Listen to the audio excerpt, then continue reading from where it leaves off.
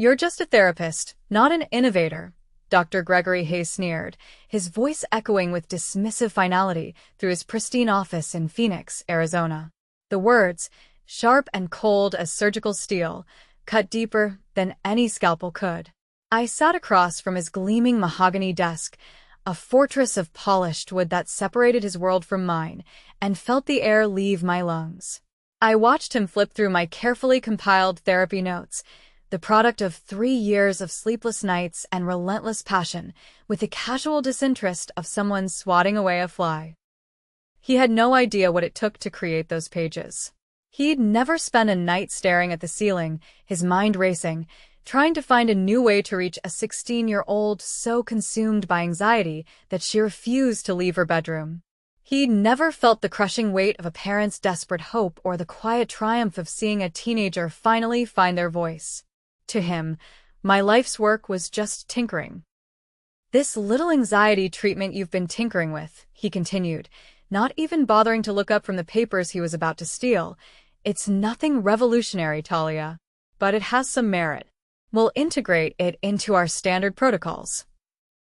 My name is Talia Jackson, and I'm 34 years old. My journey into therapy wasn't a career choice. It was a calling, forged in the crucible of my own childhood. I grew up in a household shadowed by my mother's untreated anxiety. I remember being 12, a child trying to be an anchor for the woman who was supposed to be mine, talking her through panic attacks that left her breathless and trembling. My father, a good man but perpetually exhausted, worked double shifts at a shipping company, leaving me to navigate the treacherous waters of my mother's mental health. Back then, resources were sparse, and the stigma around therapy was a thick, suffocating blanket that kept my family from seeking help until her condition became so severe she couldn't leave the house for months. Those experiences didn't break me, they built me. They shaped my entire career path, driving me to pursue a master's degree in clinical social work. For the past 6 years, I'd poured my heart and soul into my work as a licensed clinical social worker at Sundale Mental Health Center, specializing in adolescent anxiety disorders. What Dr. Hayes was so casually dismissing wasn't just tinkering. It was the adaptive response integration method, or ARIM as I called it. It was 3 years of my life, a therapeutic approach that had transformed the lives of dozens of teenagers who had walked through our doors believing they were beyond help. ARIM was my baby. It combined proven cognitive behavioral techniques with mindfulness practices and peer support elements, but what made it unique was the structured way the sessions built upon each other.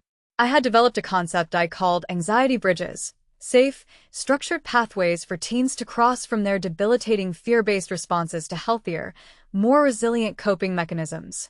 I had watched kids who couldn't speak in group settings become confident advocates for their own mental health.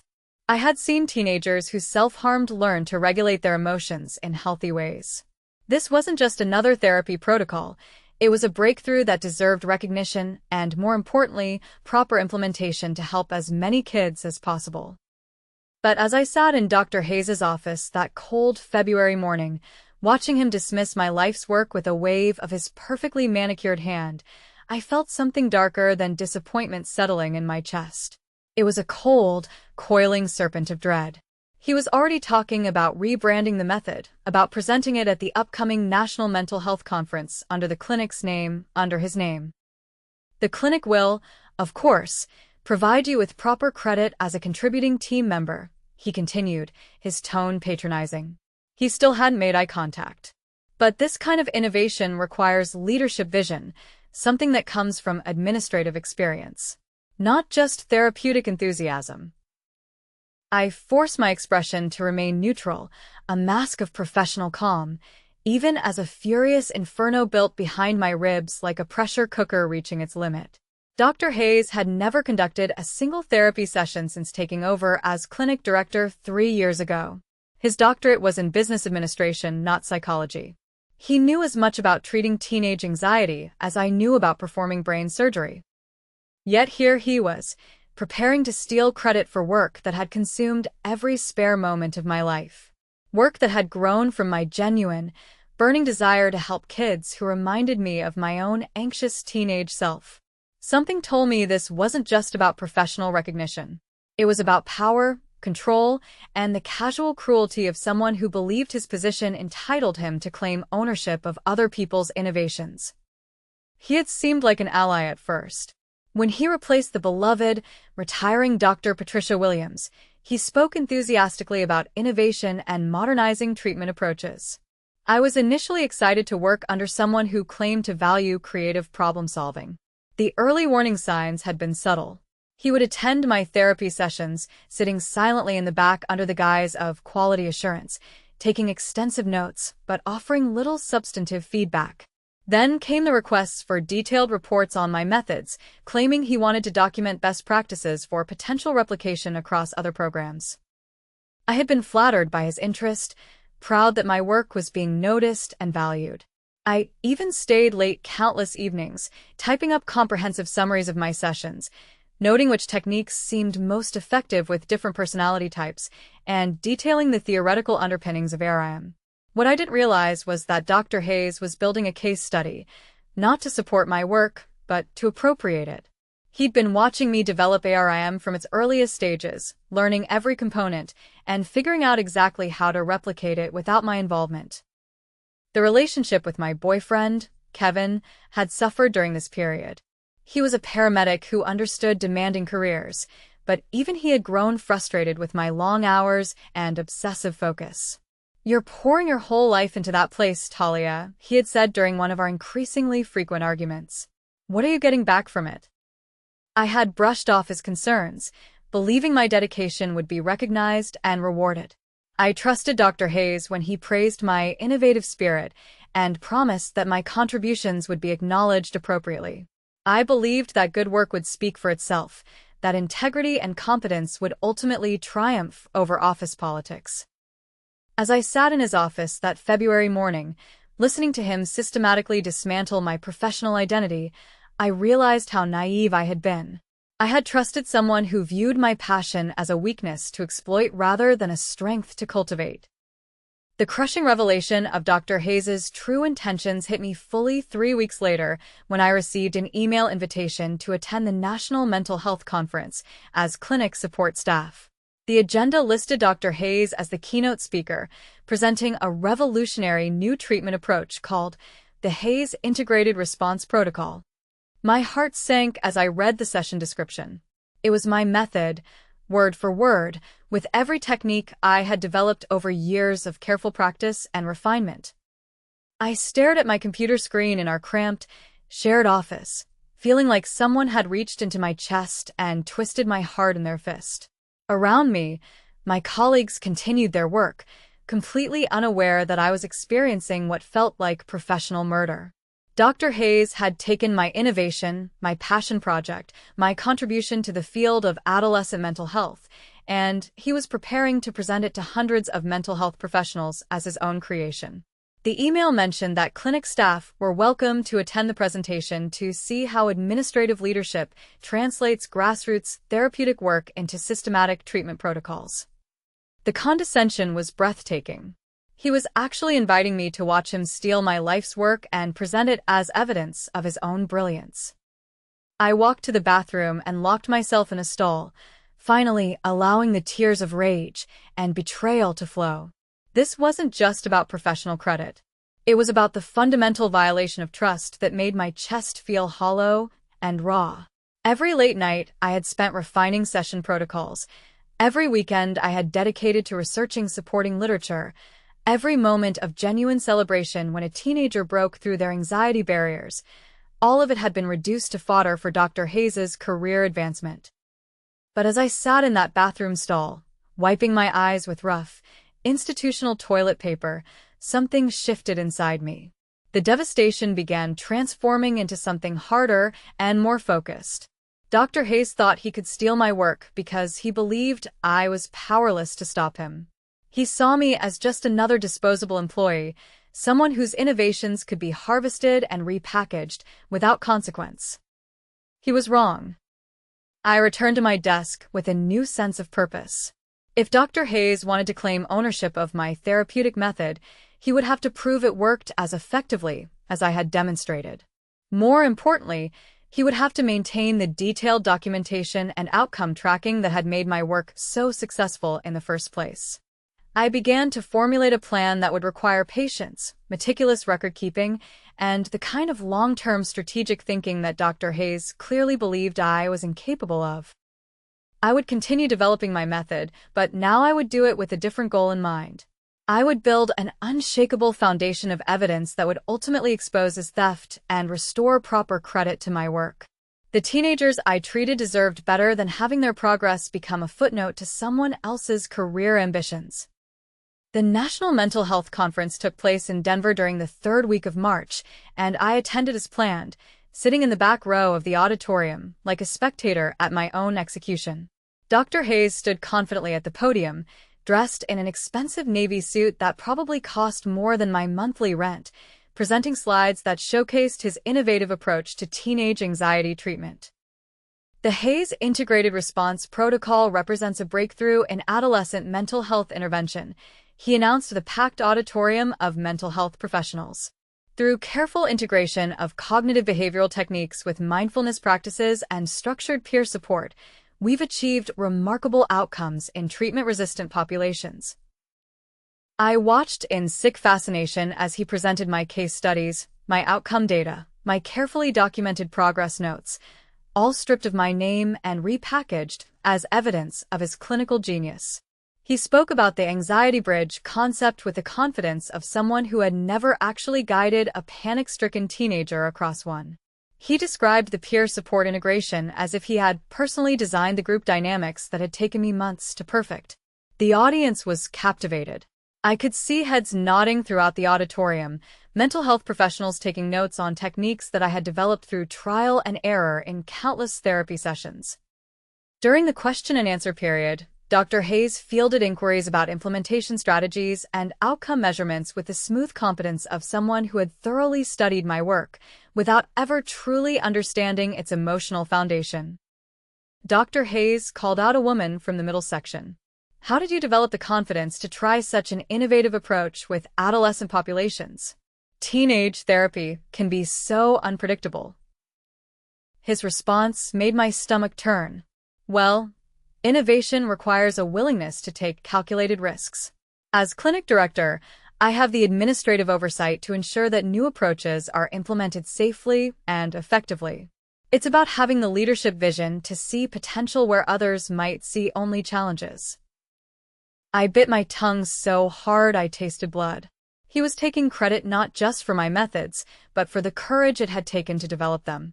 He had never experienced the anxiety of trying an untested technique with a suicidal teenager, never felt the weight of responsibility that came with genuine innovation in mental health treatment.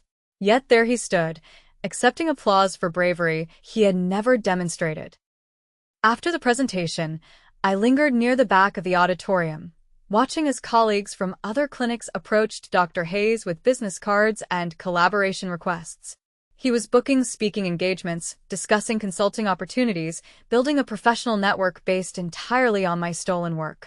The injustice was so profound, it felt like a physical weight pressing down on my shoulders. But something unexpected happened as I watched this professional theft unfold. Instead of feeling defeated, I began to feel coldly analytical. Dr. Hayes had made a critical error in his presentation. He had promised outcomes that he couldn't sustain. He had committed himself to replicating results that required an intimate understanding of the therapeutic process, not just surface-level knowledge of the techniques involved. More importantly, he had made these promises in front of hundreds of witnesses, mental health professionals who would be watching for published research, tracking outcome data, and expecting the kind of rigorous follow-up that legitimate innovation demanded. Dr. Hayes had painted himself into a corner where he would have to actually deliver the results he was claiming credit for. I left the conference with a plan crystallizing in my mind.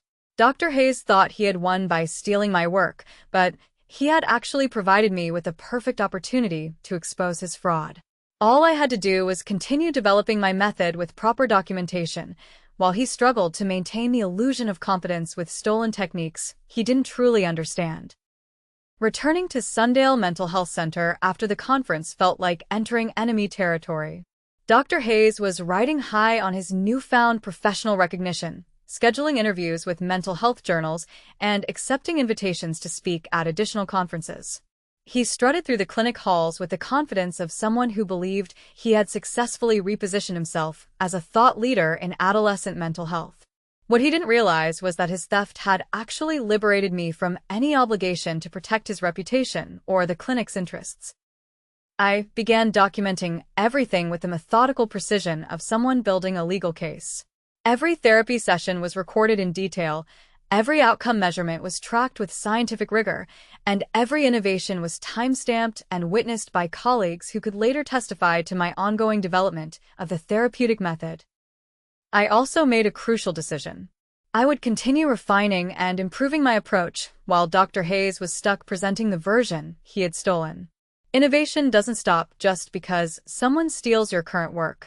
I began developing advanced techniques, exploring new applications, and pushing the boundaries of what the adaptive response integration method could achieve. While Dr. Hayes was giving the same presentation at conference after conference, I was quietly evolving beyond what he had taken. My relationship with Kevin had reached a turning point during this period. The night I returned from Denver, I finally told him everything about Dr. Hayes' theft, about my plans for documentation and exposure, about the professional betrayal that had consumed my thoughts for months. "Talia," he said, sitting across from me at our kitchen table, "I've been watching you disappear into this obsession for months. I understand you're angry, but is revenge really worth destroying your mental health?" "It's not about revenge," I replied, though even as I said it, I knew that wasn't entirely true. "It's about professional integrity. If I don't expose what he's done, he'll keep stealing from other therapists. This is bigger than just my hurt feelings." Kevin studied my face in the lamplight, and I could see him making a decision. "Okay," he said finally. "If this is what you need to do, I'll support you. But promise me you won't lose yourself in the process." That conversation marked a turning point in my strategy. I realized that I needed allies, people who could witness my ongoing work and later verify the timeline of my innovations. I began involving my colleagues more deliberately in my method development, seeking their input on new techniques, and inviting them to observe sessions where I tested advanced approaches. Dr. Hayes, meanwhile, was making increasingly grandiose claims about his method's effectiveness. In interviews with professional publications, he suggested that the Hayes Integrated Response Protocol could revolutionize adolescent mental health treatment if implemented widely. He spoke about licensing the approach to other clinics and developing training programs for mental health professionals. The irony was breathtaking. He was trying to monetize and scale techniques that he had never actually practiced, based on an understanding that was purely theoretical. But his public promises were creating a paper trail of commitments that would eventually become evidence of his fraudulent claims. I began to see Dr. Hayes' theft not as a devastating setback, but as an incredible opportunity. He had unknowingly provided me with the perfect platform to demonstrate the difference between genuine innovation and academic theft. While he struggled to maintain credibility with stolen material, I would build an unshakable foundation of original research that would ultimately expose his fraud and establish my rightful place as the creator of this therapeutic approach. The first crack in Dr. Hayes' facade appeared 6 months after the Denver conference. A mental health journal had requested follow-up data on the Hayes Integrated Response Protocol, specifically asking for outcome measurements and case studies that demonstrated long-term effectiveness. Dr. Hayes approached me with barely concealed desperation, requesting access to my patient files and session notes. "Talia," he said, trying to maintain his authoritative tone while clearly fishing for information, "I need you to compile comprehensive data on our anxiety treatment outcomes for the past year. The Journal of Adolescent Mental Health wants to feature our program in their fall issue." I looked at him across his pristine office, noting the stress lines around his eyes and the way his usually perfect hair showed signs of anxious running of fingers through it. "Of course, Dr. Hayes," I replied smoothly. "I'll need to review our data collection protocols to ensure we're providing accurate information. What specific outcome measures are they requesting?" His pause was telling. Another pause, longer this time. Dr. Hayes had no idea that I had continued evolving the method after his theft. In his mind, therapeutic innovation was a static achievement rather than an ongoing process of refinement and improvement. "Just use whatever data you have," he said finally, his voice betraying the first hint of uncertainty I had heard from him. That evening, I worked late in the clinic, not to help Dr. Hayes with his data request, but to organize my own comprehensive documentation. Over the past year, while he had been touring conferences presenting stolen material, I had been building something much more substantial. I had detailed session notes, outcome measurements, patient testimonials, colleague observations, and most importantly, evidence of continued innovation that went far beyond what Dr. Hayes had originally taken. My advanced techniques included what I called anxiety archaeology, helping teenagers trace the historical roots of their anxious responses to develop more targeted coping strategies. I had also developed specialized approaches for anxiety disorders complicated by trauma, eating disorders, and social media-related stress. These innovations were documented with the same rigorous attention to detail that had characterized my original work, but now I was doing it with full awareness of the professional and legal implications. The most significant development was my collaboration with Dr. Jennifer Walsh, a researcher from the university who had approached me after hearing about my work through professional networks. She was interested in conducting a formal study of my therapeutic approach, complete with control groups, statistical analysis, and peer review.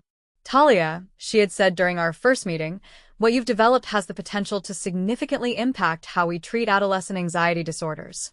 Would you be interested in co-authoring a research paper that documents your method and its outcomes?" The opportunity was perfect. A peer-reviewed publication would establish my work in the academic record with proper attribution and rigorous scientific validation. More importantly, it would create a public timeline that would expose Dr. Hayes' theft when compared to his conference presentations and interviews.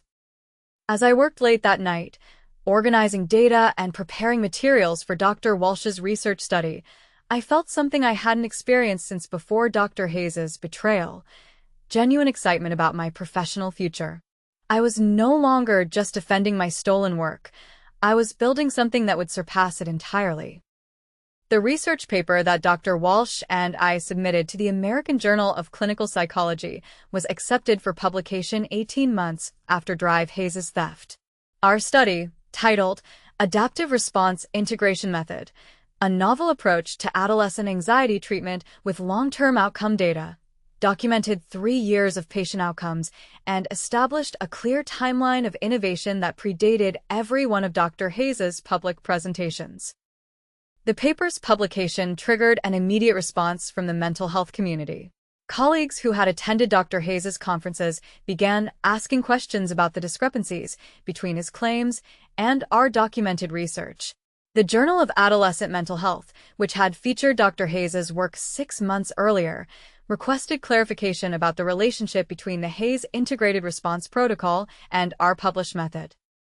Dr. Hayes called me into his office the morning the journal article went live online. His usual composure had cracked, revealing the desperate man underneath his professional facade. His hands shook slightly as he held a printed copy of our research paper. "This is a serious problem, Talia," he said, his voice lacking its usual authoritative tone. "You've created confusion in the field about our clinic's innovations. People are questioning the integrity of our programs." I sat across from him, feeling oddly calm despite the significance of the moment. "I don't understand your concern, Dr. Hayes. The paper clearly documents my therapeutic method and its development timeline. All the data is accurate and verifiable." "Your method?" His voice rose sharply. "This is the clinic's intellectual property. You developed this work as an employee, using our resources and our patient population." "Actually," I replied, pulling out a folder I had prepared for this exact conversation, "my employment contract specifies that therapeutic innovations developed independently retain creator attribution rights. I've also documented that this work was developed primarily during my own time, using resources I personally acquired." The color drained from his face as he realized the legal and professional trap he had walked into. The investigation began 3 weeks after our paper's publication. The National Mental Health Professional Ethics Board launched a formal inquiry into allegations of intellectual property theft and fraudulent academic claims. Dr. Hayes was placed on administrative leave, while the clinic's board of directors conducted their own internal review. The evidence was overwhelming. I had maintained meticulous records of my method's development, including timestamps, witness statements, and documentation of every innovation. Dr. Hayes, meanwhile, could provide no evidence of his own contributions to the therapeutic approach he had claimed to have created. The clinic's funding situation became critical almost immediately. Sundale Mental Health Center had received substantial grants based on Dr. Hayes's claimed innovations, money that had to be returned when the fraud was exposed. Insurance companies began questioning whether treatments administered under false credentials would be covered, creating a financial crisis that threatened the clinic's entire operation. My colleagues' reactions were mixed. Some expressed outrage on my behalf, angry that they had unknowingly participated in promoting stolen work. Others seemed more concerned about their own job security as the clinic's reputation crumbled. A few admitted they had suspected Dr. Hayes's claims were too good to be true but had been too intimidated by his position to speak up. Kevin found me in our kitchen one evening, reading yet another email from a journalist requesting interviews about the scandal. "How does it feel?" he asked. "Getting your recognition back?" I considered his questions seriously. The professional vindication was satisfying, but what felt more significant was the restoration of my integrity and the validation of every teenager whose progress had been reduced to a footnote in someone else's career ambitions. "It feels like justice," I said finally. "Not just for me, but for every patient whose story was stolen along with my work." The most fitting aspect of my revenge wasn't the destruction of Dr. Hayes's career, but the elevation of the work itself to its proper place in the field of adolescent mental health treatment. As I reflected on this long journey from theft to vindication, I realized that Dr. Hayes had unknowingly given me the greatest gift possible: the motivation to prove that genuine innovation always triumphs over academic fraud, and that sometimes the most powerful revenge is simply letting the truth speak for itself.